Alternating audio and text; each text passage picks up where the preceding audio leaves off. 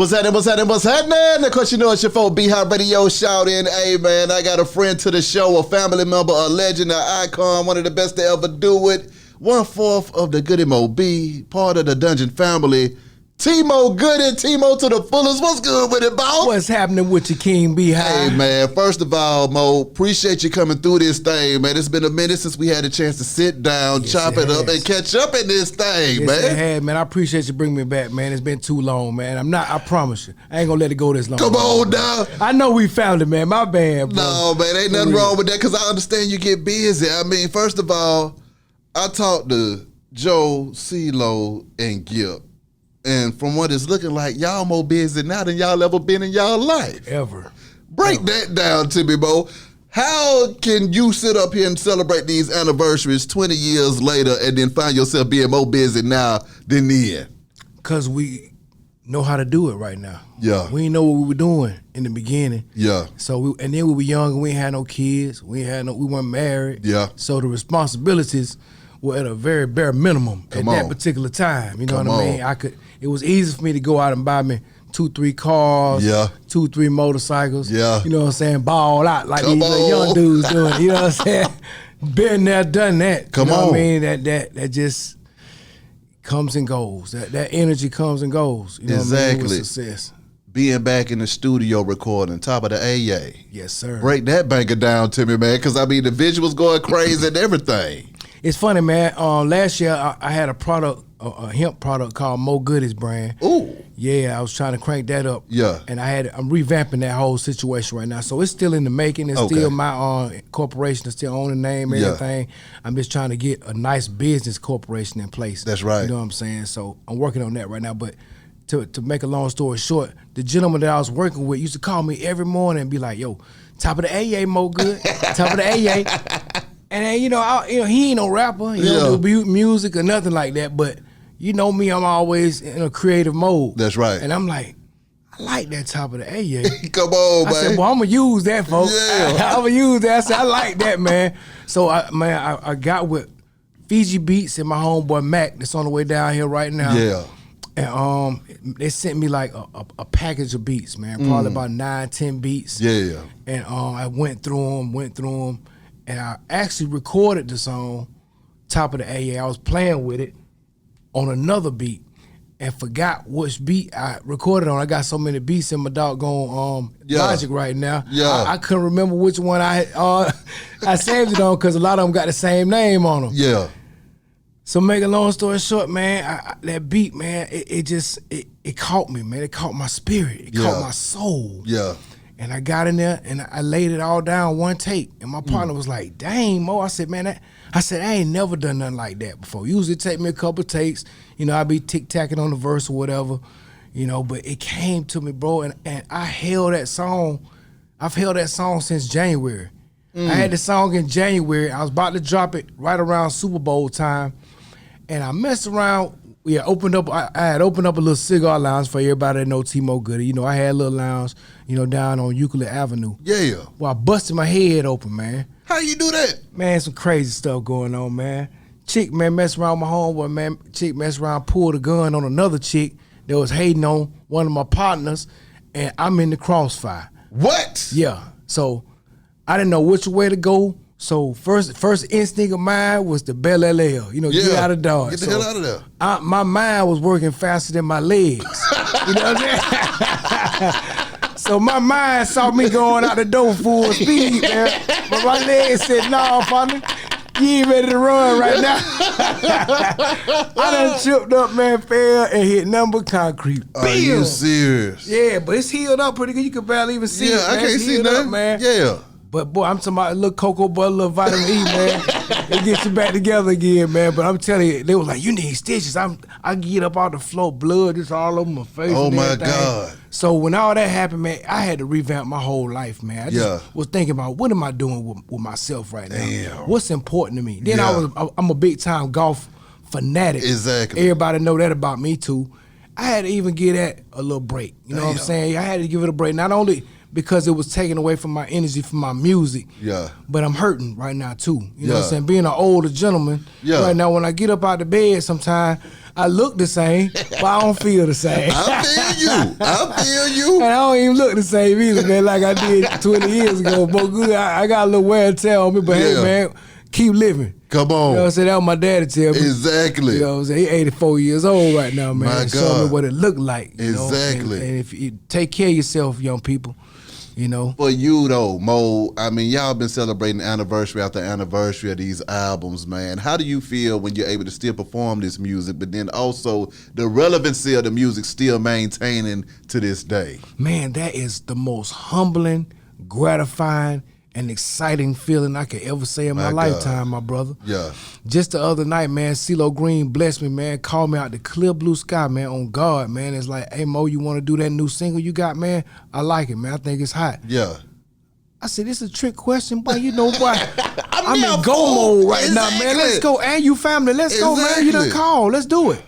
Man, I hopped in the car, man, put on my clothes, man, went straight down there, man. Yeah. And we handled our business, man. We did, man, in the name of Goodie Mob, man. Exactly. You know what I'm saying? And that's what it's about, brother. Family and brotherhood, man. And that's what Goodie Mob been standing for all these years. When you think about just being icons in the city and, you know, some of the pillars in the community at the same time, man, when you have, you know, you're getting the keys to the city every 5 minutes. You see what I'm saying? You're getting days and proclamations and stuff like that. Being a young man coming out of Mays High, did you feel like that was in your future, man? I'm gonna be honest with you, man. Coming out of Mays High, it gave us a high. Mm-hmm. It made us feel like we were supposed to, we were important. It made me feel important. I ain't gonna lie. Yeah. Being that at that particular time, they consider Mays High as a national school of excellence. That's and right. We had won it like several years in a row. Yes, sir. So you see that imaging, you see that wording on your campus. Yeah. It embeds into your core belief system. Go do you know be. What I'm saying? To be the greatest. Yes, sir. To be the best. These folk ain't seen T. Mo Goodie's greatest. Ooh. They have not. They seen Mo Goodie work. You know what I'm saying? Come but on. It's coming. It's coming. The greatness of me, the greatness within me that the Lord has put inside me to share with the masses is coming. Come 2022, my brother.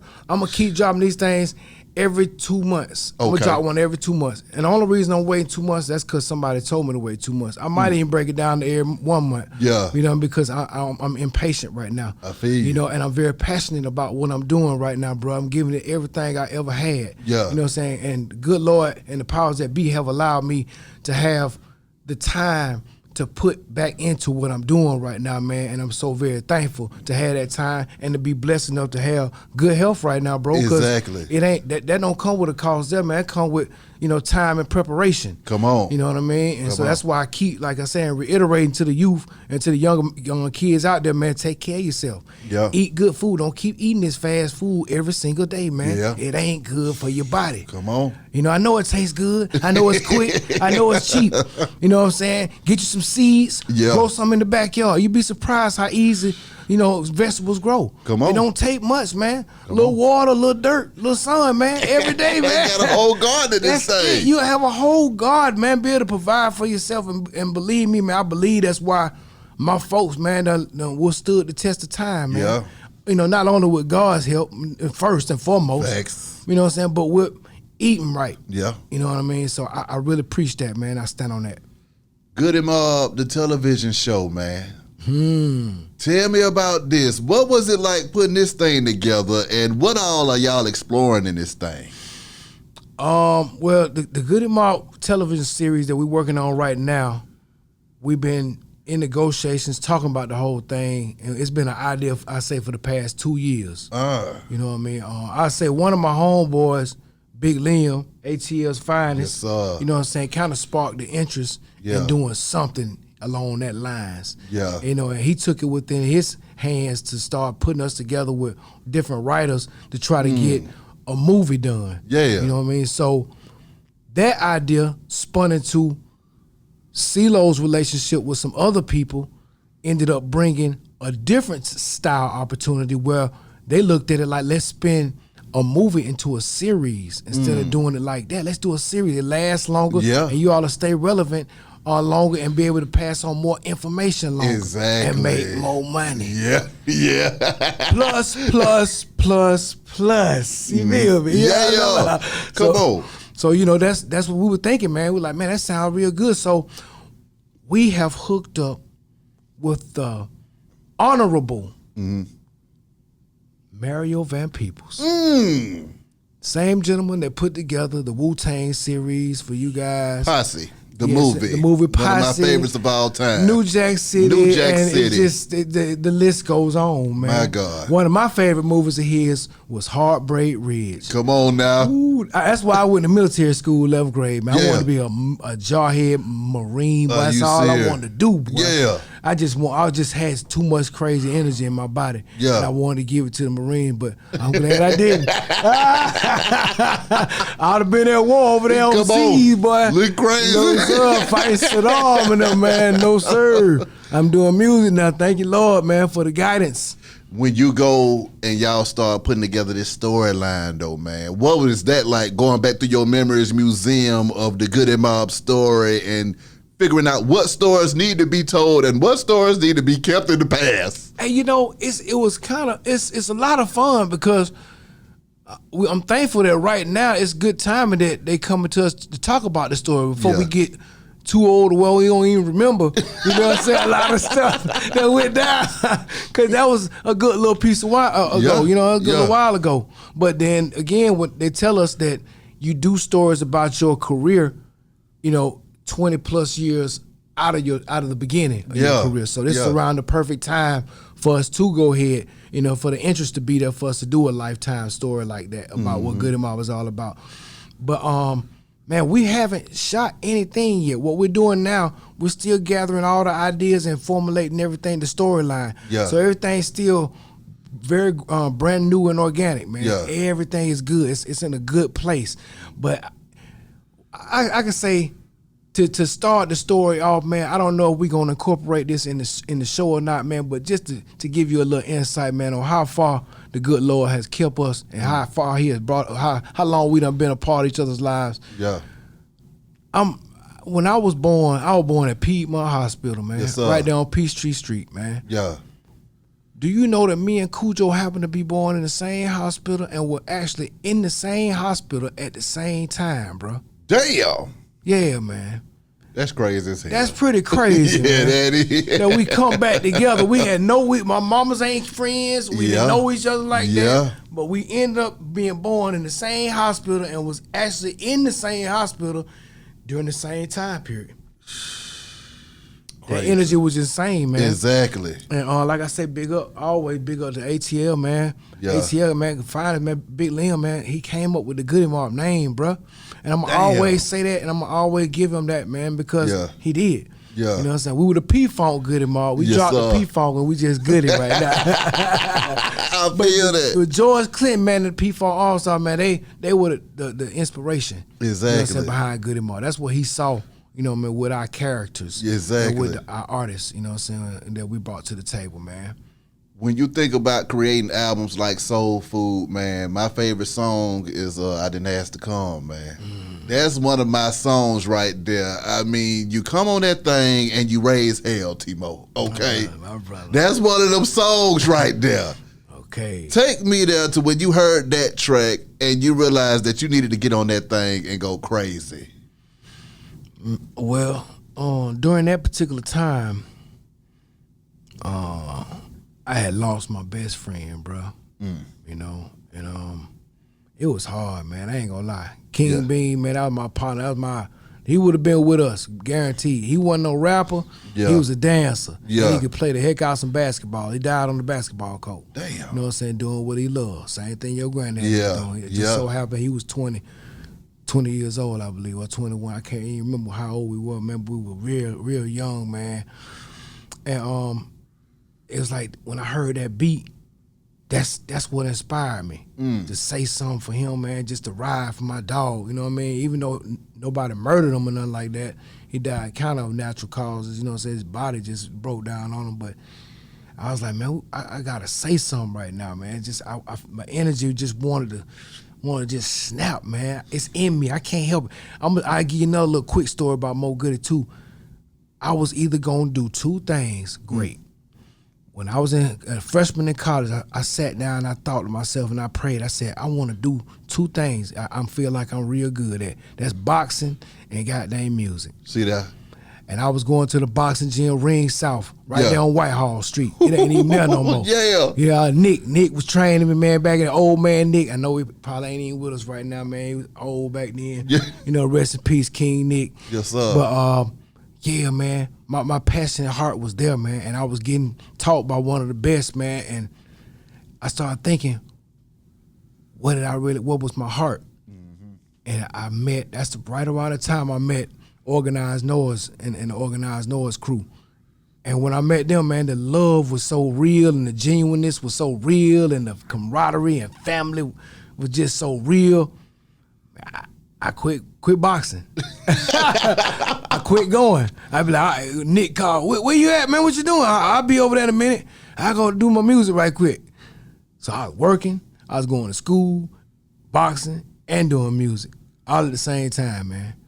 I mean, when you said you was ready to go up in the White House with your axe and chop up shit until they give you your shit back, that's one of my favorite bars of all goddamn time. Because that was just some badass real shit being spit in that song right there. When you talk about just the passion of saying I want things, you see what I'm saying? Yeah. Living the life of a king, that's what I want to do.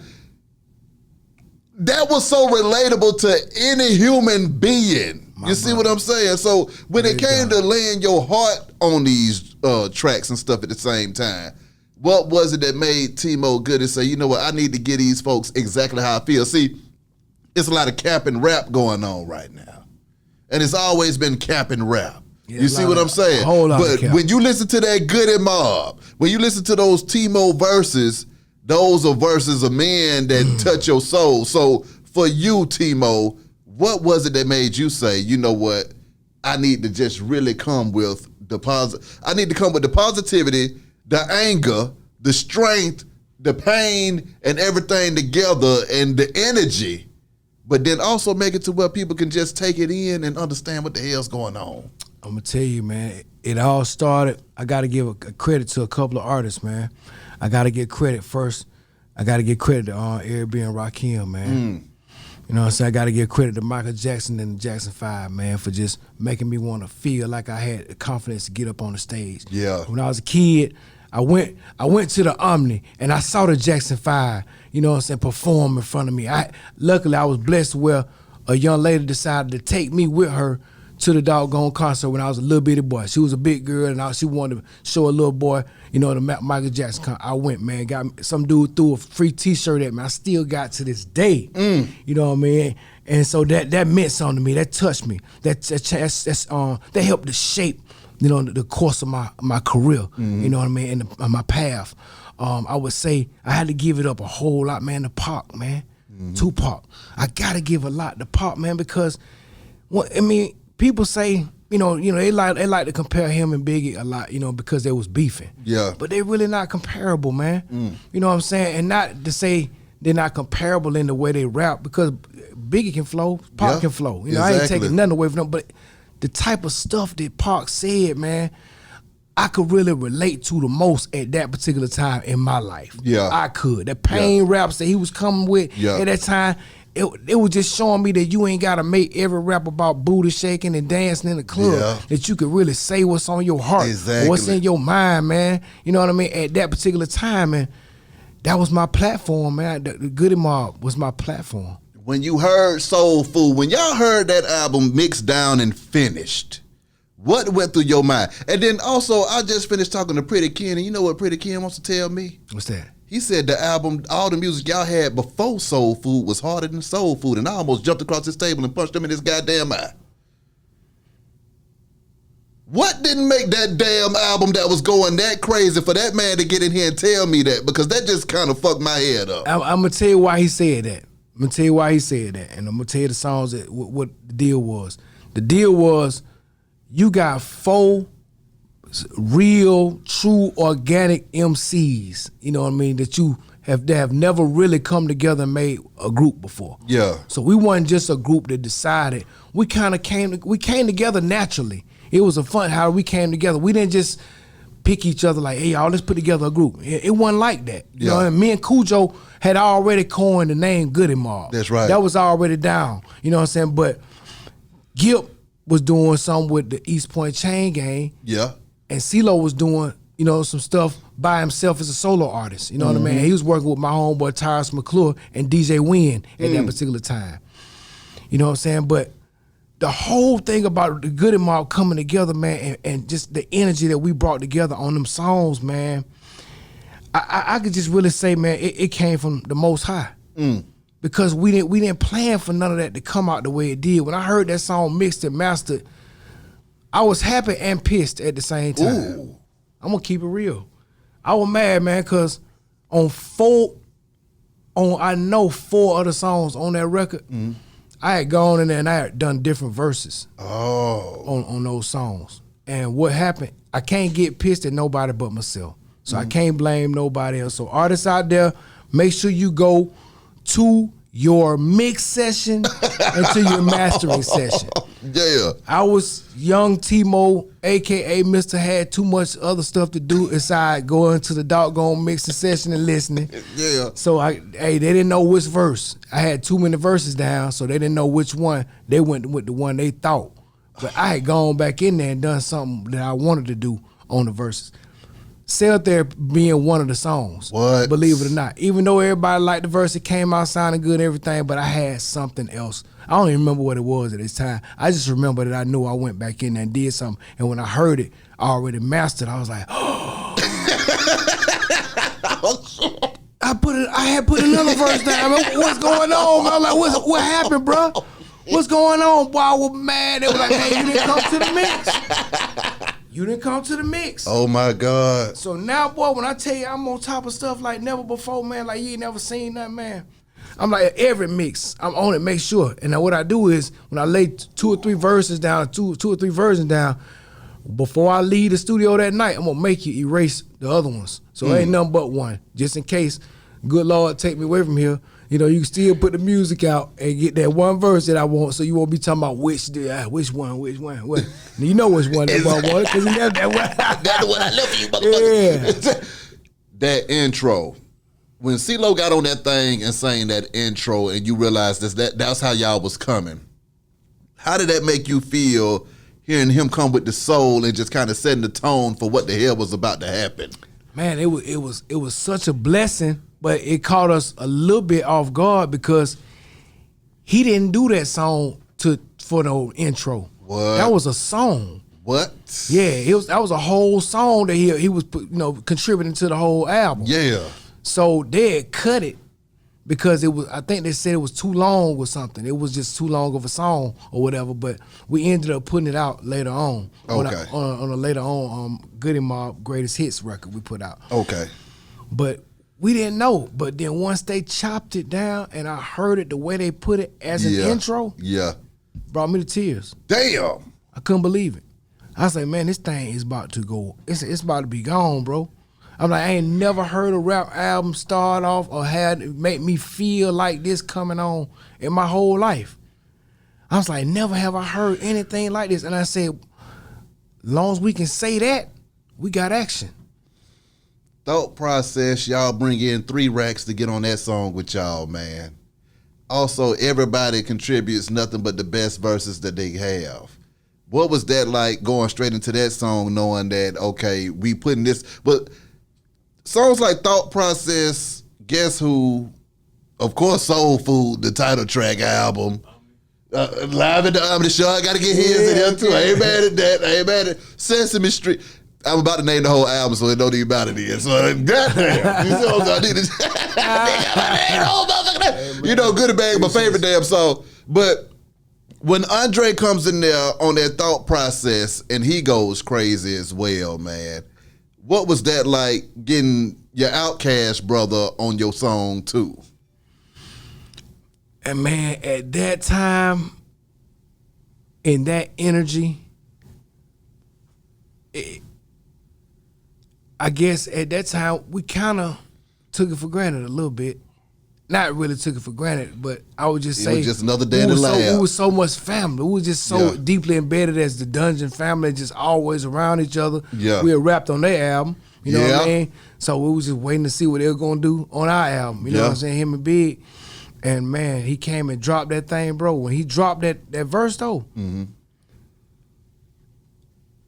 it was like it stopped the music, man, on this verse. That's how dope it was, bro. He ain't need no music to rap. Yeah. Not many folk you can stop the music on, man, on this song that they gonna put out for people to buy. Cut the music off and let this man keep rapping, bro. Come on. Hey man, it's such an honor when you look back and you realize who this dude is now. Yeah. You know what I mean? We didn't know. He wasn't Superman Andre then.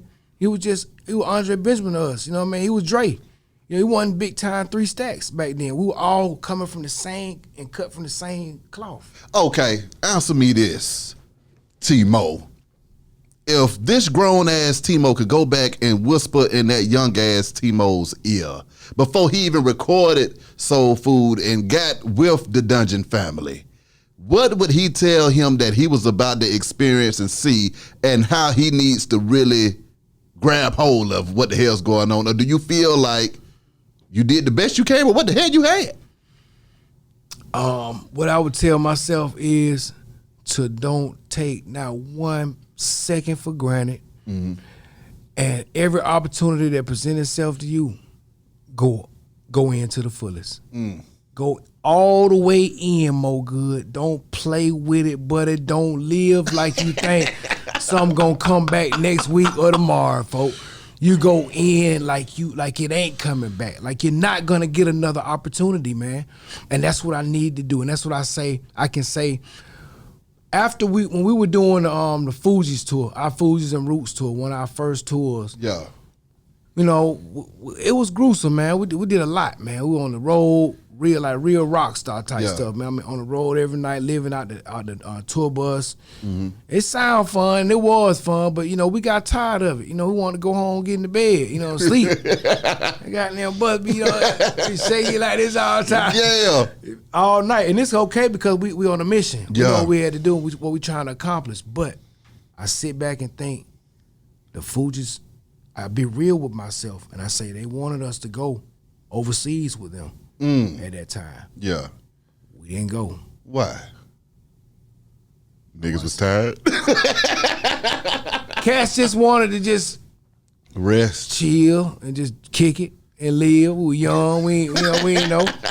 We just like, man, just chill. We don't want to go on no tour right now. We do another tour. We do something else. We ain't got to do. We didn't really realize this didn't know what was going on. And wasn't nobody really telling us like, hey man, y'all need to be on this tour. This is important, man. We didn't have nobody in our ear telling us that at this time. You know, our management was kind of flowing with what we said because it was hot at the time. You know, they were like, okay, y'all don't want, we'll set up some shows. And we had shows, don't get me wrong. Yeah. We ain't sit around at home and do nothing. Yeah, exactly. You know, we were getting money. Getting money. Yeah. And that was a part of it too. That was another big part of the tour. We weren't making no money on the tour. Okay. That's the biggest reason why we didn't want to keep going. Yeah, nobody want to keep on working for free. We were like making $500 a night. Man, between a whole 4-man band. Oh, hell no. With a bus, hotel rooms. What's that $500 gonna do? It ain't gonna cover nothing. Get a nigga a Big Mac. Exactly, bro. We eat candy. You know what I'm saying? You gotta try the apple tree, try to survive. Nah, later, boy. Hey, give me that mystery mix in there, baby.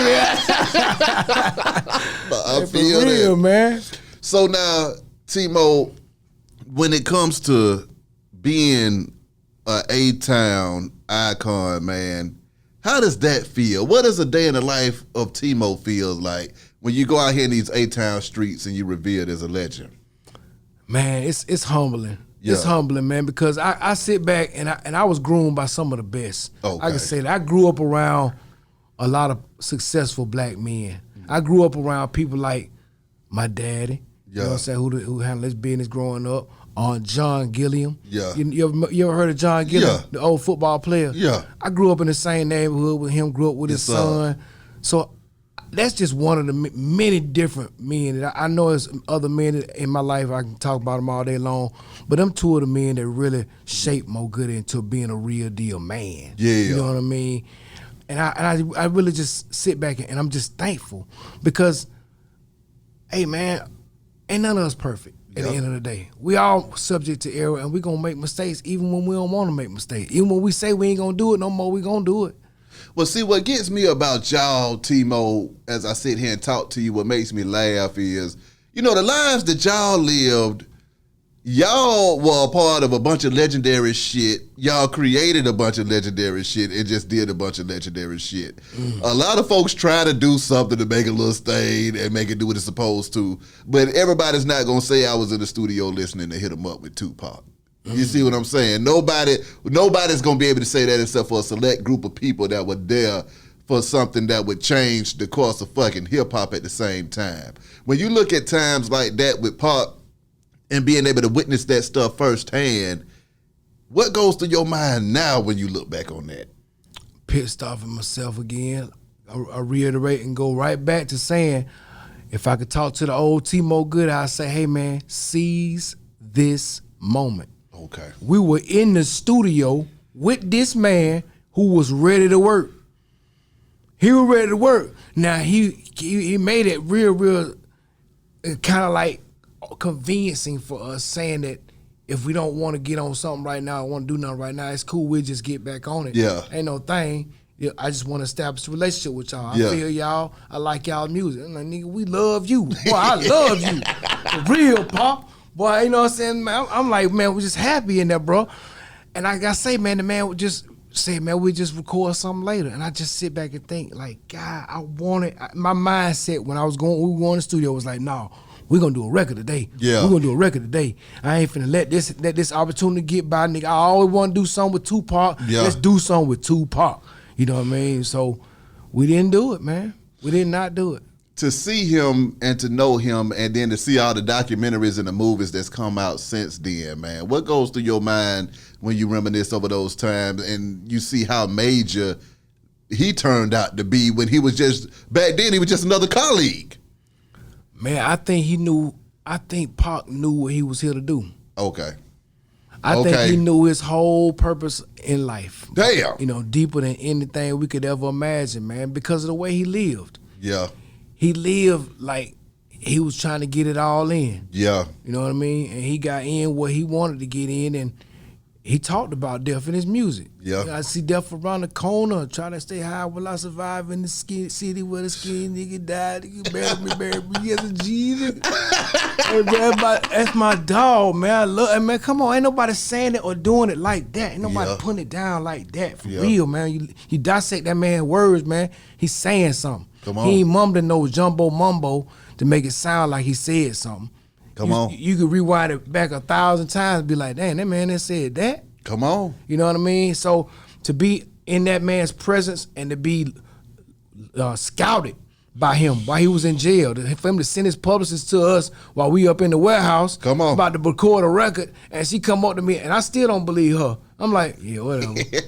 Who is this? You know what I mean? Like, I don't know you. How you up? Tupac. Yeah, Tupac in jail. How he looking for us? Yeah, he looking for us. Okay, baby. You know, I can't, but you know, as I was saying it and showing, kind of acting like I didn't believe it, it was a side of me that wanted to believe it. Yeah. So a side part of Mo Goodie was like, she might be telling the truth. Yeah. The other side of me like, nah, it can't be. Like, no way.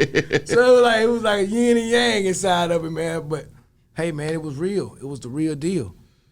When y'all go to record Survival Kit and you look up and it's time to get it in again, but this time it's in the middle of COVID, a pandemic, the world has changed, folks is riding, Atlanta's off the damn chain, we got folks marching up and down the streets, riding, people are dying, police officers are, you know, going at it with you civilians, and, you know, everybody's screaming that cell therapy predicted all of this, and it's time to get back into the studio again. What was that like, creating that Survival Kit?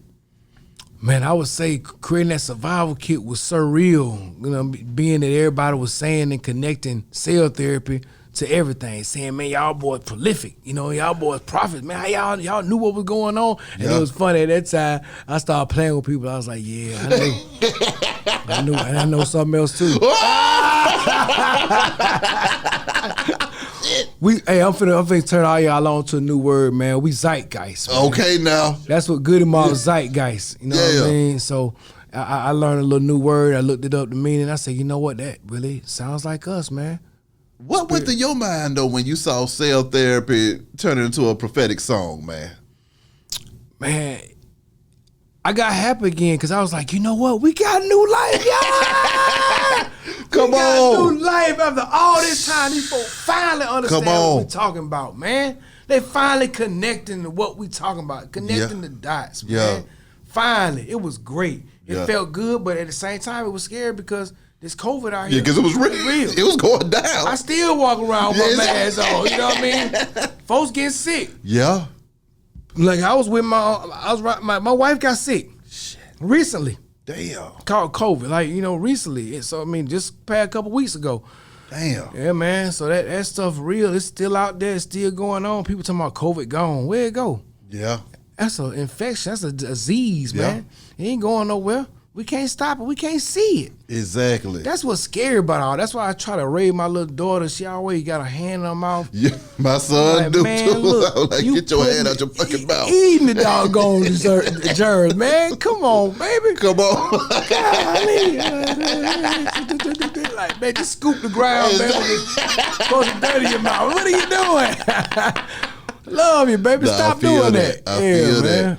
But what was the creative process of Survival Kit, though, man? Which, first of all, you got the Four Horsemen back together again, man, and then y'all have a quiet time because the world is shut down. Yeah. So what was that creative process with everybody coming back together for that album? It felt real good, man. We had time to come together for one because we all been separated because of the COVID thing. So now our first initial meetings together, we in the studio hearing some good beats, drinking, doing the thing we like to do together. You know what I'm saying? Yeah. So it was awesome. It felt good. We catching up. We this, that, and the other. Yeah. Then all of a sudden, wham, bam, bam.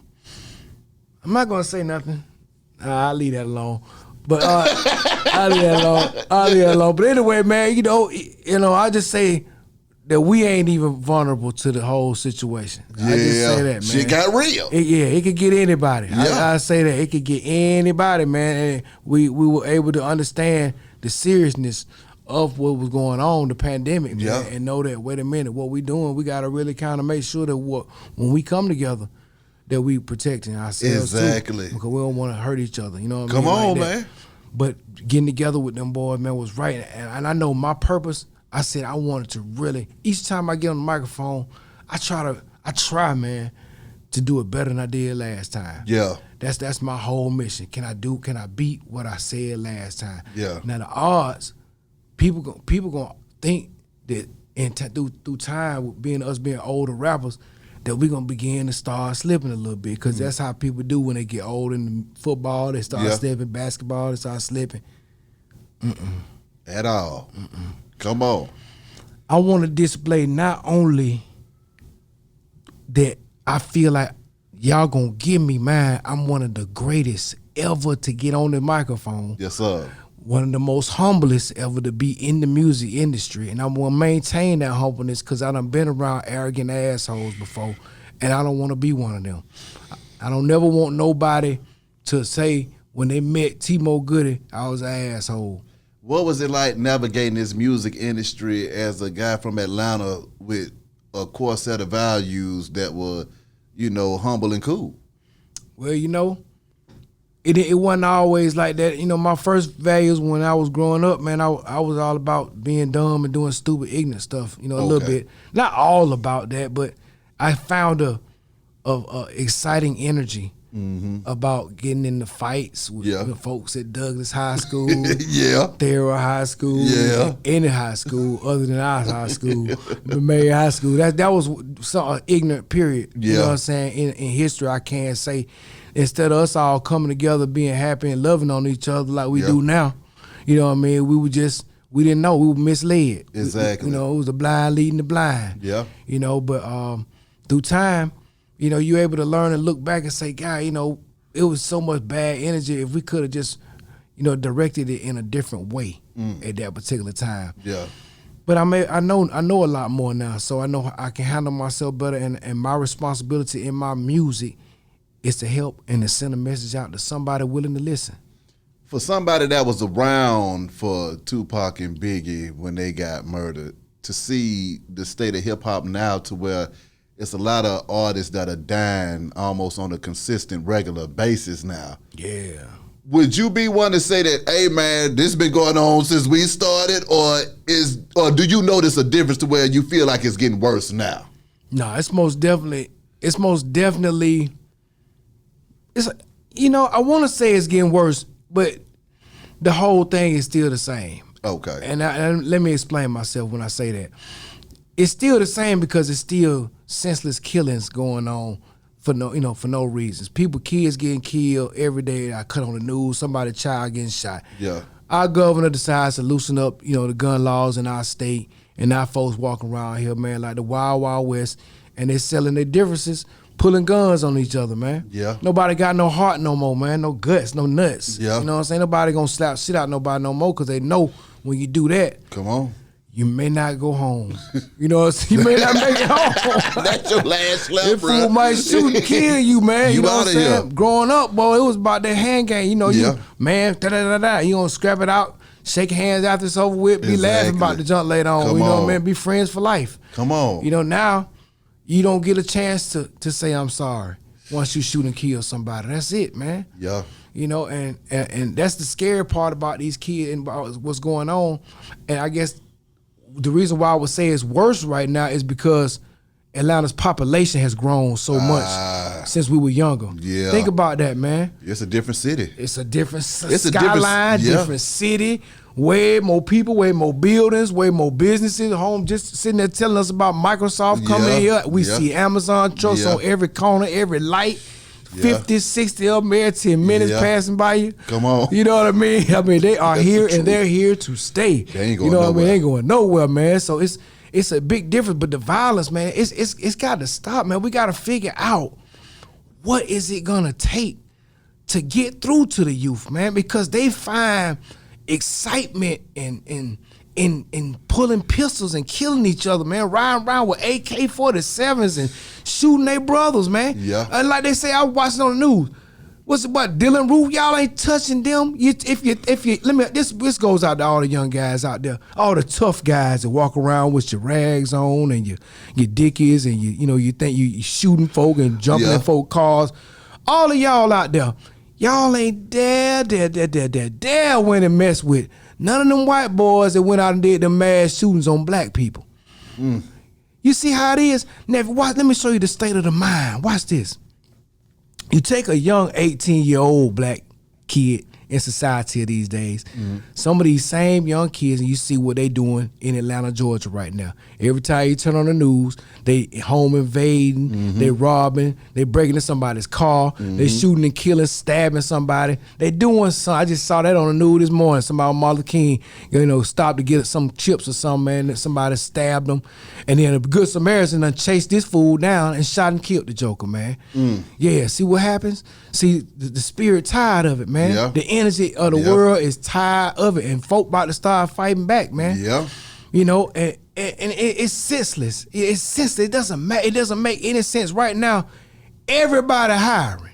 But then, T-Mo, back in 95, 96, you said we were fighting for our spirit and mind. We were, bro. So what done really changed? Hey, we still fighting for it. We still are fighting for our spirits and our mind, man, because we ain't at a war with the flesh. We're in a spiritual war right now, bro. It's bigger than flesh and blood. It's all about the spirit right now. It's about green right now. It's about money. Like you were just saying a little while ago when we were talking, man. In a minute, look at what they're doing to hip-hop in Atlanta, Georgia right now, man. Yeah. They going at all the top kids.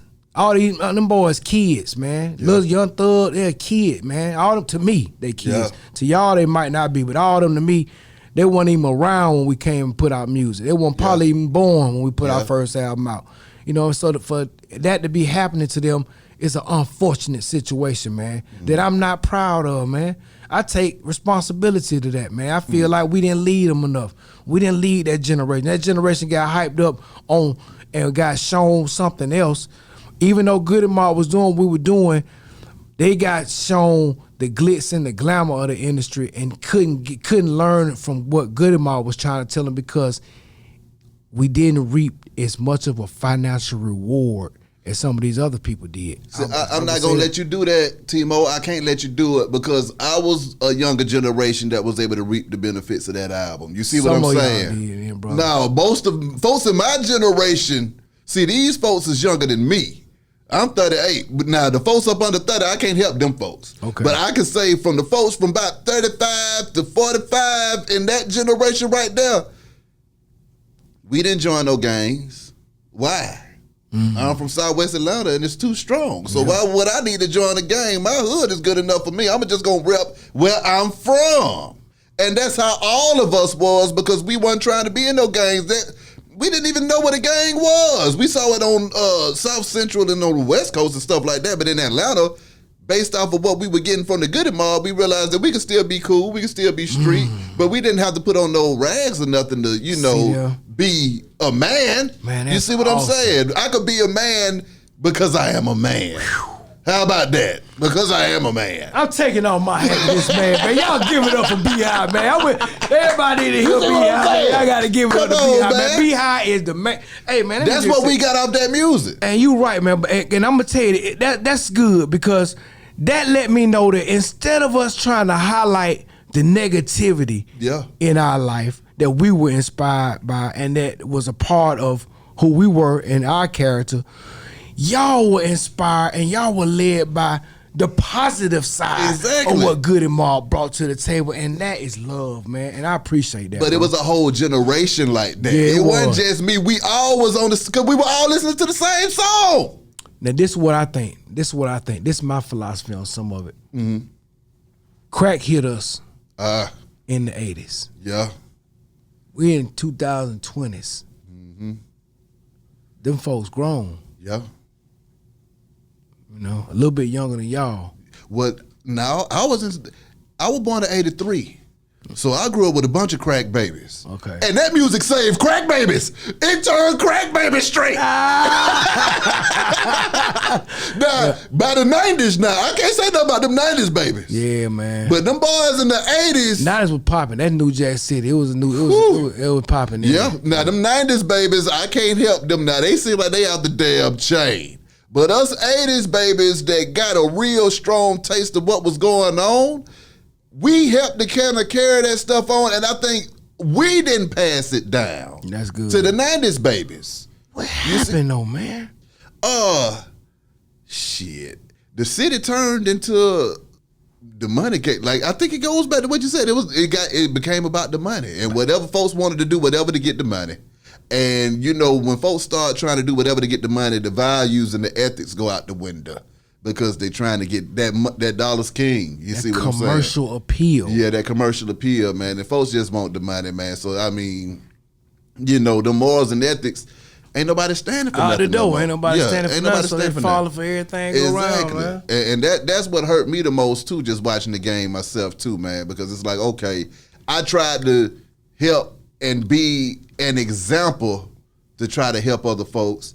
But the other thing is, too, you know, like I tell somebody the other day, yeah, the financial side of it is cool, but hell, you can't show the financial side of it and walk around in these streets. And that's just bottom goddamn line. Not now you can't. You see what I'm saying? Nigga, boy, you be better off playing broke. Come on. I mean, Gucci Mane said it best. I'm walking around looking like a walking lick, okay? Yep. I'm looking like somebody need to come and rob me. Yep. Ain't nobody got time for that out here. These streets, because they'll do it now. Yeah, they will. You see what I'm saying? Back in the day, you could walk through any hood you wanted to walk through. As long as you wasn't starting nothing, it wasn't going to be nothing. It wasn't going to be nothing. But now, you ain't got to be starting nothing. Yeah. If you go through there looking like it, you're going to wind up getting what you're worth. Yeah. You know. Yeah. But for you, Timo, when you look at it now and you look at the music and you see what's going on, do you think that we'll ever get back to a time to where positivity being in music to a point to where it can actually nurture the community. Definitely. No doubt about it. I think it's coming sooner than later. I know it is. Because guess why, bro? Right. We're going to be forced into it. Yeah. And you can thank Fannie Willis. That goddamn Fannie Willis, boy, she finna shape hip-hop in Atlanta, GA. Yeah. Single-handedly, my friend. Yeah. Guarantee these cats ain't about to keep talking about what they selling on the street and how many folk they done shot and these bodies they got on their hand. They gonna be talking about who was just playing. It was all Cap. Hey, it was just Cap. Now Cap gonna be something fashionable in a minute. We all capping. Come on. We just capping. That's how we do it. It is just Cap. That's how. What if her Cap would play, and if her Cap was like you lying, you bustle. But now Cap gonna be with folk gonna start trying to put in the rap because there ain't nobody gonna want them cases. Nobody want to sit in jail no 18 years, 20 years, 10 years, 5 years, 1 year, 30 minutes. You know what I mean? Period. So I think it's coming back. Matter of fact, the reason why I say that too, I saw a video online with this dude saying we was capping. It was all cap. This girls on the beginning of the video, the girl was like, do you all sell drugs? It was like, what? No. It was like, you guys be in the trap? Well, in the trap. No. I'm like, yeah. I like that, man. And the whole song was they were just talking about like we was just capping. We ain't doing none of that. We don't know what they talking about. This ain't we smoking. Come on. Like, man, I said, okay, here it come. It's coming. It's coming. What was your favorite time in the industry? The beginning. It's always the beginning, man, because I was young and everybody was still alive at that time. Yeah. At that time, not one rapper had been killed or was dead. Yeah. Not one when we first started that I could think of. And that was the fun time of the industry to me, with the surreal. I almost felt like God was covering us and keeping everybody protected, because I would sit down sometimes and think, I can't think of one rapper that's dead, that's been killed or that's dead. Yeah. Like, nobody that's really known rapper. Yeah.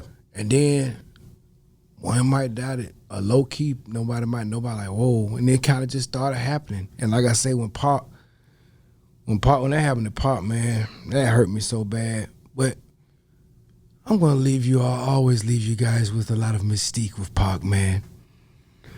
I didn't see Pac body, man. When I didn't see him laying in the casket dead. So Yeah. I can't confirm. I can't confirm nothing. Yeah. Nothing. Yeah. I can say this, Seth. No, this too, Seth. When you see this, I know Seth gonna see this because she followed me on Instagram. I'm gonna show it to you. But Seth called me and said, "Hey T, I said, how's Pac? He said, we going to Vegas, we're going to check on him, see how you doing. I said, man, please let me know how you doing. God, I'm praying that everything work out. She called me and said he was doing good. He is? Good. Thank the Lord, man. Dead, like 24 hours he was dead. I couldn't believe it. I couldn't believe it, man. And she said he was dead, of course. She ain't say nothing else to it. It was just happened. So how in the world he go from he doing good now to he gone? Yeah. It can happen. Of course, you get a blood clot, anything can happen. Yeah. You know what I mean? So I don't know, man. It's still some mystique there to me, man. Cause I be listening to some of this music they be having on the internet. Yeah. From Tupac, bro. This song, he talking about he the last man breathing. Man, I listened to that song probably about 10 times in a row, man. And I'm sitting here like, okay, how would he know to record a song like this if everything was okay with everybody? Everybody was still breathing. How would you consider yourself as the last man? It's just like me doing a song now, beefing with somebody, and I just say I'm the last man breathing. But then I gotta ask you, coming from the guy that gave us cell therapy, you really would say that? Well, that I don't want to be the last man. Y'all gave us cell therapy and predicted 2022 and 2020. Yeah. So I don't know. Yeah. So I don't want to say that for y'all right now, because I don't want to be. I would love to be one of the last folks breathing, but I ain't into that right now. I want. Well, no, I ain't talking about on the death side of stuff. I'm just talking about just on that vibe. So it's like if he talking about he the last one breathing, but y'all talking about the new world order, and we wasn't nowhere near the stuff that's going on now in 1995, 96. We weren't. But this stuff is here. It ain't even, when y'all talk about it, like, it went over everybody's head. It wasn't nowhere. It was like y'all talking about the Jetsons back then.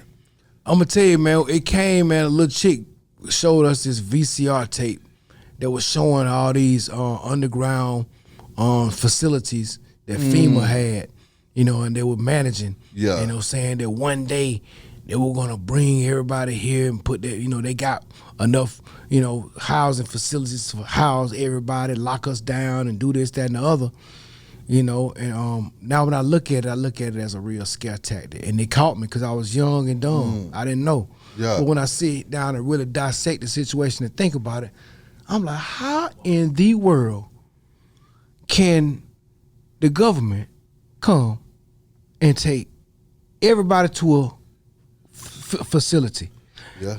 What's gonna happen with all these businesses out here with these people? Who's gonna run these businesses? Exactly. You know, I had this all thinking like that. Like, okay, that can't be a realistic thought because these same folk we think gonna come get us need us to keep this whole situation going out here so that we can keep money going flowing and keep life as we know it flowing. Yeah. So I knew that, but it still was a thought. You know what I mean?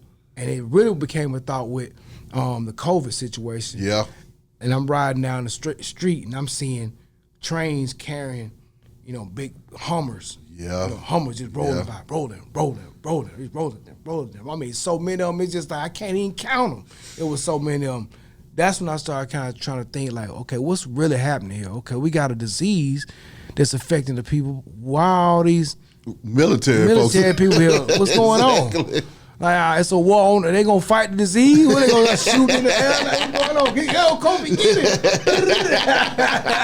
Like, what in the world y'all gonna do with all this? So that's when I started kind of feeling it in my partner.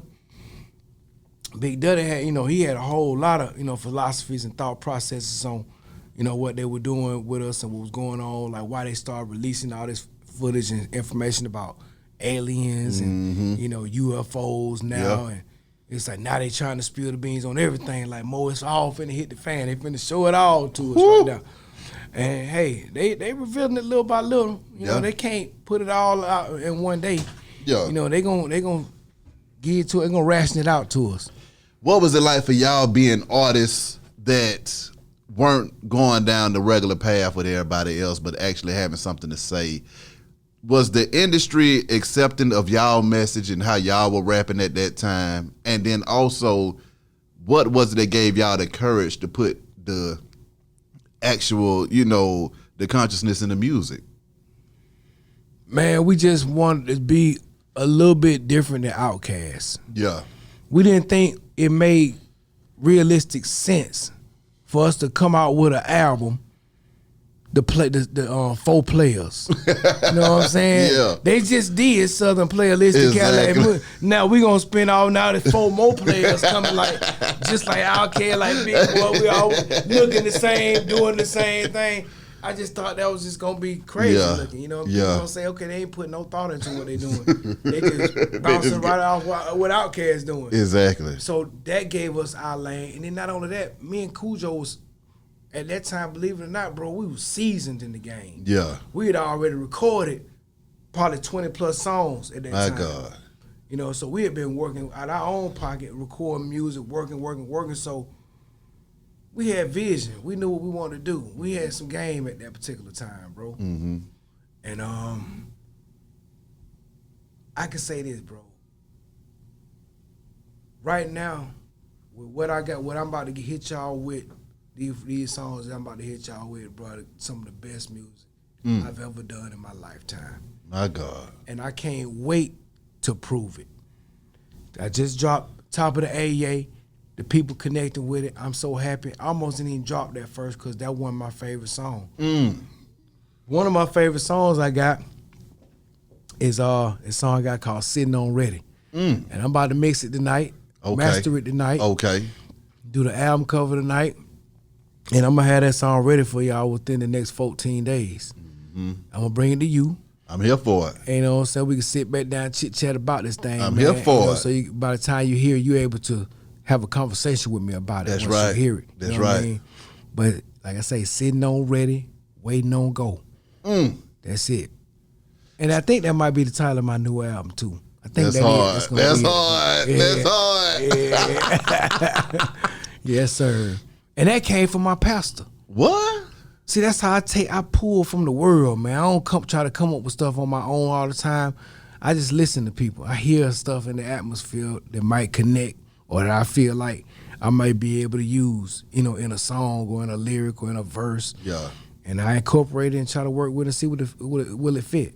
Did it ever get to a point in this industry where you got tired of it and you was ready to, tap out and say, you know what, y'all can have this. I need to sit down and say, and cool out? Yes. And when did you get to that point? I got to that point, I'm going to be honest with you, man. I don't have to lie, man. Let me say, it was probably 2008.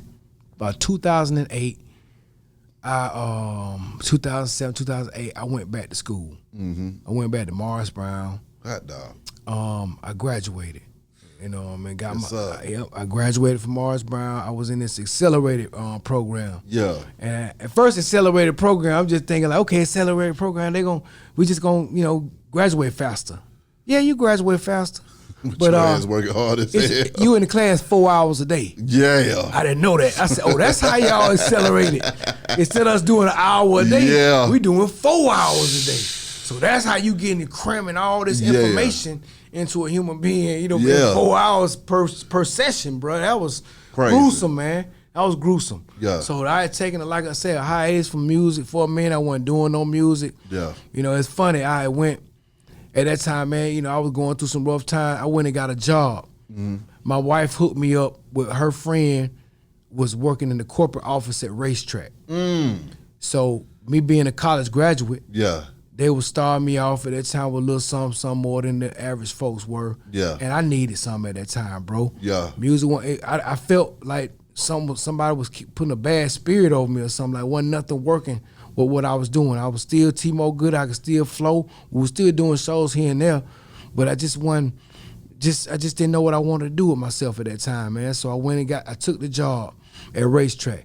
Hey, folks I think they got on the radio or somebody said they saw me working at Racetrack gas station and started trying to clown me. Damn. Watch this. That only happened on the radio station. Yeah. I ain't even gonna call the person who did it because I called. I'm gonna say they one thing they know, they felt my wrath. I called the radio station, but I told everybody down there I come down through that motherfucker and slap everybody down there. I said I don't care nothing about none of y'all. I'll come straight down through this thing, homeboy, like a tornado, man. Y'all, I said, boy, I'm trying to feed my family home. I said, y'all want to clown a man that's willing to go out here and do whatever it takes to make sure bread and meat and food on the table. Y'all rather clown me instead of help me. Now, when I come down there and bring you a record, you won't play it. It's fire, it's hot, produced by the same folk produced Goodie Mob album. Now, I give you some heat, the same joker that's rapping on the Goodie Mob album. Now, you don't want to give me no traction unless I got $400,000 to dump into it without a record deal. What else I'm going to do? So I went and did. You know how long I worked there? It was funny it's funny that story carries that far because I only worked there 9 days. Damn. I worked there nine days. And dude came up to me the other day, man, I remember, man, I know, yeah, man, you had worked at Racetrack. I said, yeah, I did. 9 days. And it was so awesome that I worked there. I was like, you know what? This was one of the smartest doggone things I ever did. Yeah. Watch this. On God. First day I was there, folk came in there, a couple people came, I was like, hey man, ain't you? I was like, yeah, that's me. You know what I'm saying? I said, I'm the manager. I was the manager of the store. They had me managing the store, so I'm like, yeah, I'm the store manager here. Well, it's like, man, y'all ain't doing no music no more, folks. I said, oh boy, we still doing it. I said, but hey, bro, I gotta eat today. Exactly. You know what I'm saying? Like, that ain't paying, man. We did a record deal with LaFace. They got all the money. L.A. Reid, them rich. I ain't rich. You know what I'm saying? They got all the bread. That just keep it 100 with you. It was fashionable and looked cute for us to be signed to them people. But at the end of the day, Master P them folk made the money. Yeah. Master P them shows you independence. When you're independent, you go in there and you get your own barcode, your own USRSIC number. Yeah. You get all that yourself, then you're going to be able to see a bigger financial benefit in the end. That's right. I learned from the greatest. I learned from some of the greatest. So now we know how to handle ourselves. We know how to move. Goodie Mob learned that on the One Monkey Don't Stop No Show album. You know what I'm saying? The monkey, everybody was thinking it was CeeLo. They was all caught up in CeeLo because he wasn't there. CeeLo was working doing his thing. We still love CeeLo, or he won't be with us right now if it wasn't no love there. That wasn't aimed at CeeLo. Yeah. That was aimed at just the energy of the industry, bro. Yeah. They was trying to blackball. They trying to treat us like we wasn't special, like we didn't do all that. Like it was all about one person in the group, and not everybody, man. When we hit that stage, all of us are reminded that all of us are important. That's right. You know what I mean? We all know that CeeLo can't go up there and do Goodie Mob's show by itself. That's right. CeeLo and Gip can't do it. Me and CeeLo can't do it. That's right. Me and Cujo can't just do it. It got to be all four of us for it to be Goodie Mob, man. And that's the energy, and that's the love, and that's the brotherhood, bro. During that time when you found yourself working at racetrack, what was going through your mind at that time? And what was it that made you get the hell out of there after 9 days? And no, watch this. I'm going to tell you how crazy life is, man. It's funny how stuff be happening. So I really waited till the ninth hour to do what I had to do. Yeah. But and I will say this, too, for those, that anybody out there that want to know, too. The good thing about me working at racetrack and doing all that, I had all my cars. Come on. And I still had my house. Exactly. So I was just doing what I could do right there just to get some cash without asking and begging somebody. Exactly. That one thing everybody I can go to my deathbed with, I can say, can't nobody out there say that T-Mo Goodie called them asking them for nothing. Come on. I ain't asked nobody out here to help me do nothing through my roughest and darkest times of my life. My God. I got on my knees and asked him. Yeah. Our God. Yeah. I asked him, bro. I asked him to help me and to show me. And look, I was there them 9 days, and let me show you the beauty in me working there them 9 days. Mm-hmm. It was probably the first 3-4 days. Some dude came in there and said, "Hey, T-Mo, man, I know you are working stuff, man, but hey, man, will you still rap on people's stuff, do features and stuff? How much you charge, nigga?" $1,200. Let's go. Exactly. He said, "Oh, I could get you half tomorrow. I could come up here and bring it to." Let's go. I said, "Wow, I just made $1,200 just sitting right here at racetrack." Come on. And then it happened again. Then somebody came like 4-5 more days, like down the road. Somebody came back and say, "Man, I want you to get on something." I'm like, "Man, I just made like $3,000, man, just in 2 days, just being here." My God. Then not only that, then I would come to work. People be like, the lady would be like, "I got this bag right here for you. These people came in, they want you to hear this music." Folks started like coming shopping. I'm like, "Damn, I need to open up me a gas station." Exactly. People like to see me. I'm like, "Golly, I got somewhere to be." I said, "Dang." I said, "This just turned something that I could have been ashamed of." Yeah. And it's something very positive. Come on. I'm like, wow. And within those 9 days I worked there, Gip called me and said, "Hey, man, what you doing, Mo?" I said, "Boy, I'm working, man." He said, "Man, I know, man." He was like, "Man, my dad said, boy, any man that's willing to do whatever it take to feed his family is a real man, man." So I take my hat out to you, Mo, for real, for doing what you got to do. That's but right. I just want to tell you, man, that Nelly want us to perform, man. at the Tabernacle. He got a show coming up such and such a day. I said, "For real?" I said, "Yeah." I started thinking, I said, "Okay." And then I said, "God, what you want me to do? What I need to do?" The very next day, it's all within a 9-day time period. Very next day, I'm sitting up, I come to work. Somebody done robbed the place. Damn.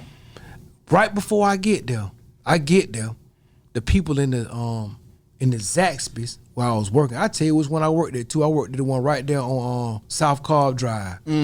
Right there by the expressway. I know exactly what you're talking about. Yeah. I know. So you just right there for everybody. I'm right there for everybody to see. I ain't give a god though. I'm like, hey, my thing was this.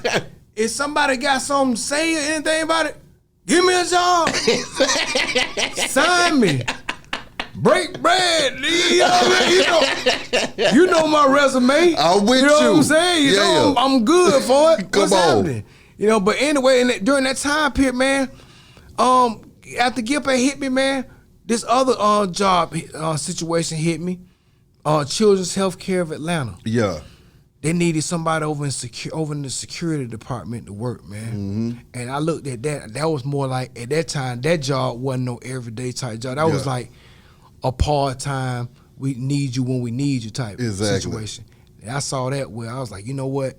Now I could do that because I can still move with the mob. Yeah. I can still record. Yeah. And do what I got to do and be with my family. Because at the same time, I got 2 little baby kids. I got like a 2-year-old and a 4-year-old. So I got the pressure on me. It's pressure. I ain't got time to sit back and dream about Goodie Ma. So all y'all, all the artists back there, man, out there, that's why I stressed in our interview earlier the part of not stopping. Yeah.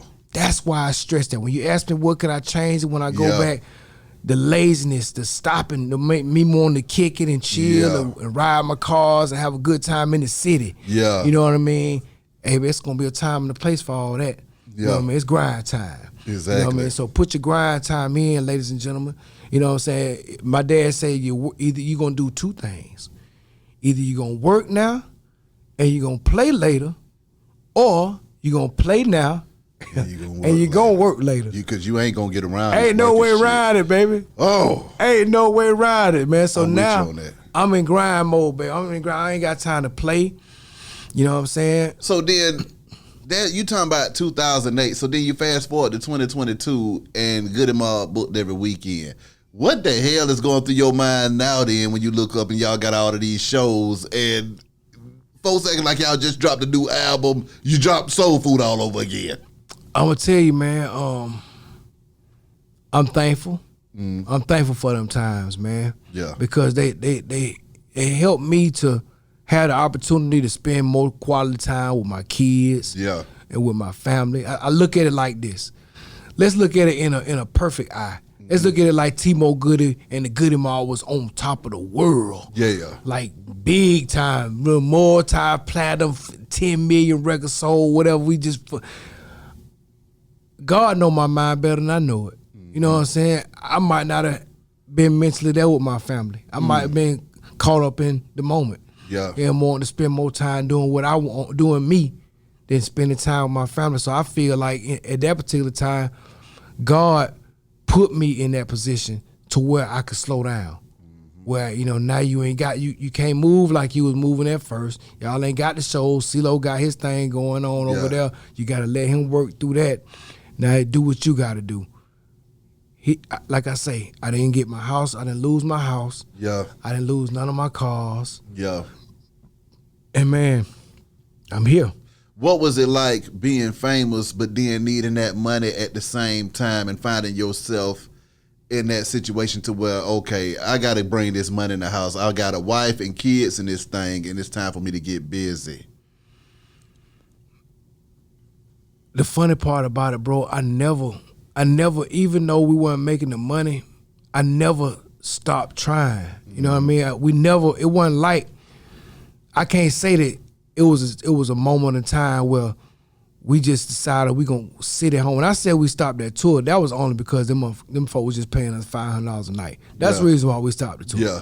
You know what I'm saying? The reason why I say we should have kept going on it was bigger than the money. Yeah. In the end, them folks sold 7 million records off that tour. Yeah. You know what I mean? Yeah. So I look back at it like, that's why I look back at it like, dang, we should have just, sucked up that moment and just fought through, the hurt time, and it would have paid off. And we could have took Goodie Ma to platinum back then. Yeah. At that time, we had a ceiling of gold. Yeah.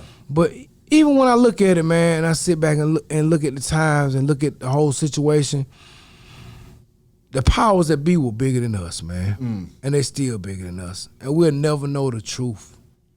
We'll never know the truth. My question is this, though, because I done found myself in that situation myself, working in radio, working my ass off with a bunch of kids and the wife at home, thinking to myself, this shit ain't working. I'm poor in this motherfucker. How did that impact you mentally when you walking around the streets and folks is bowing down and praising you every 5 minutes, and you thinking, I'm trying to make these damn ends meet? Hey, man. I was gonna combust, bro. Yeah. I was finna lose it, man. I ain't gonna front, man. I was finna go crazy, bro. Like, that type of stuff make you sit back and look in the mirror like, who in the fuck am I? Yeah. Who is this kid? Like, who am I, man? Like, what is my, like, God, what type of game is this? Like, how am I folks' favorite rapper. You know, folk want to love on me everywhere I go. I can't even eat. I'm sitting down. They want to take a picture with me. And this, I'm going. It's got to happen like this. But like I say, I gotta reiterate back. It was more state of mind than actual reality. Ooh. You know what I mean? I would say that, man, because once I realized what I needed to do and what was out there, I wasn't, when you frustrated, you work off impulse. And I ain't gonna front, I was frustrated. Yeah. So getting them jobs, I didn't have to do that. Yeah. That was an impulse. That was impulse and a wife that's frustrated. You know what I mean? I done been there. Yeah, folks. I done been there. Yeah, so she frustrated because, bro, I was doing everything, man. We owned a beer company at that time, me and Cujo. Yeah. We owned a beer company called Cristal Beer. We were partnership owners, man, with this gentleman, man. And he came to us, signed the paperwork. I own a beer company. We selling beer, but we really trying to get it going. You know, it wasn't like we were making no money off of it at the time. Yeah. We were giving product away, man. I was going to the clubs, giving case of beer to every club in Atlanta, Georgia, man. Yeah. Everybody. So it wasn't like I wasn't trying different things to get them things cracking. I've been there. It just didn't work out for me like that, man. I don't have the beautiful story to say like, yeah, I went there, we started the beer company, we sold it off for $500 million, man. I went to the house and laid it up, man. You know what I'm saying? Yeah, no, it didn't happen like that, man. You know, we had we ended up, the crazy part about it, we ended up walking away from that situation. Yeah. About 5 years after that, they ended up selling it for like $30 million. What? There it is, man. That go $1 million I just lost. That's some million we just lost. And it could have been, would have been, should have been. But we walked What did off you and Cujo say when they sold that motherfucker for $30 million and y'all was... We didn't even know it. Big Liam was our partner in that. Big Liam bought that deal to us. Yeah. So he would follow it after we kind of walked off from the situation. Yeah. He would follow the situation and see what was going to happen with it, see what was going. I didn't want to know. I didn't care. I didn't want to know with it. You know what I mean? Like whatever. And the biggest thing was finances. And you know, we were not taught as artists. When a lot of these young artists not taught how to manage money. Yeah. And I wasn't. You know what I mean? Even though I went to college, I went to school, I was taught how to do certain things, but managing my money wasn't my strong point. I was squandering, spending, throwing away my life. Look at MC Hammer, man. Yeah. He made $100-something million and threw it away. Come on. You know what I mean? So it wasn't that we didn't make no money doing Goodie Mob. It's like we didn't make a whole lot of money where I could screw up some and still have some. Exactly. You know what I mean? Now I know exactly what you're talking about. I mean? So I screwed up some and put myself in a bad situation. And then not only just that, I saw the vision of independent music. You know, when they started doing it, because we came out with Wayne and Hot Boys and all that. We came out at the same time. And big up to Wayne too, man, for giving us that love on YouTube, saying we was one of his favorite groups of all time, man.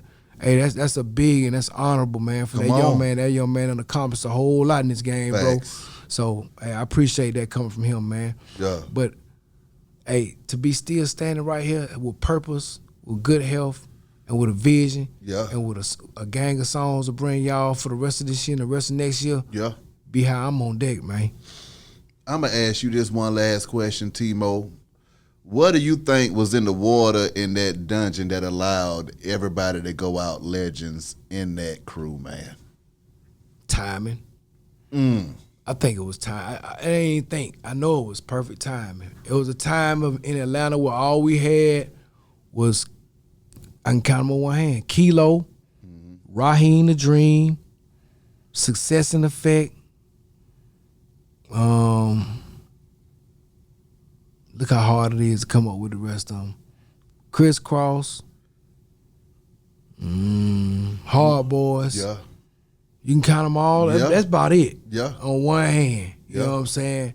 So for us at the dungeon, our mission was hip hop. we were all hip hop heads. We loved the game. We loved raps. We loved lyrics. We loved the lyrical delivery. So we all took pride and focus on how we wanted to deliver, how we wanted to come. I remember my first day going to the dungeon, bro. The first time, I still can remember like it was yesterday. Ever walking in the dungeon, I got so excited, bro. We walk in there, man. Outkast wasn't no group then, so they was in there, but I didn't know who they were. You know, they were just some guys. But I did know who T was from TLC was up in that thing. That fire thing was in there. But I was like, woo, man. Hey, I'm ready to show out one thing about me, buddy. Kryptonite. And Pretty Women. Come boy. on now. That's my Superman weakness. Come right on there. now. Man, I'm getting better though. I'm getting better at holding myself, my position right now. That's when right. With y'all women. You know, but boy, I get weak around them Pretty Women. Boy, Pretty Women make a man weak. Lord, I was trying to tell you. So I get in there. I'm just ready to rap. I said, well, one thing I know tonight. I said, they gonna hear me. They gonna hear my freestyle tonight, bro. That's right. That was my thing. That's how I met Big D. I would go to anybody's spot, anybody's studio, and I'm gonna try to out rap your best rapper. Yeah. I don't care who he was, what they had. Let's go. Let's do it. You know what I mean? And that was me back then. And they were rapping. I came into a strange house. I had never been over their house before. Only person I knew in there was Ray and Cujo. Okay. Them the only two people I knew. And buddy, it wasn't no microphone to rap on. People just Ray he was sitting there with the MP. He was doing a beat. He'd do a beat, and folks might just bust out. No. I just get on this, start busting, and like it started around the room. They were rapping, and I'm just thinking to myself, okay, which one I want to do? Which one I want to do? So I said, okay, I'm just trying to figure out the tempo. Yeah. Man, the right tempo, right song came in, bro. I came in, spit that thing, and from that day forward, man, it was love, embracing me with love and unity, and I was there, man, part of the community. When y'all get your days and stuff like that, man, because see, I can't help but to harp on this stuff because that's what I really want to know. How does that feel when you looking up and they giving you days and they saying, okay, today is Goodie Mob Day in Atlanta. Today is Goodie Mob Day in East Point. Today is Goodie Mob Day in Georgia. This is Goodie Mob Day in every damn county in this motherfucker. Yeah. How does that make you feel realizing that y'all had that kind of impact to where people are still reverencing what y'all did, man? Revering it. It's totally surreal, bro. Yeah. I'm such a normal celebrity, man. I'm such a humble and about the people. I'm a Democratic celebrity, man. I ain't no Republican celebrity. I'm of the people, man. So, man, just by with me saying that, I would just say that, man, Beehive, bro, everything that we've done, everything we do, being a part of the dungeon, being a part of this history, it's surreal to the point to where, well, I'm just trying to figure out how to formulate what I want to say, man. It's so surreal that I don't even believe the stuff that we do. It's like it don't even hit me till it hits me. Yeah. You know, and with that being said, be specific. Ask me exactly what you would just ask me again. I got sidetracked. When you look up and you realize that y'all got the magnitude of all that shit that y'all did, man, do you really realize how big it was, and how does it make you really feel when you realize, nigga, we did it big as hell? Man, to be honest, I look back at it, bro, and I was able to meet everybody, every artist I wanted to meet, except for Michael Jackson. It's surreal. It's beautiful. It's a beautiful life, and I pray that God send me a good writer and a good producer. Yeah. Cause one day, not only are we gonna do the Goodie Mob story, but I'm an individual. Come on. And I got it all right here. Exactly. Ooh, I got some good stories for the people, man. Some good stories that need to be seen. I actually can connect, and I dig that.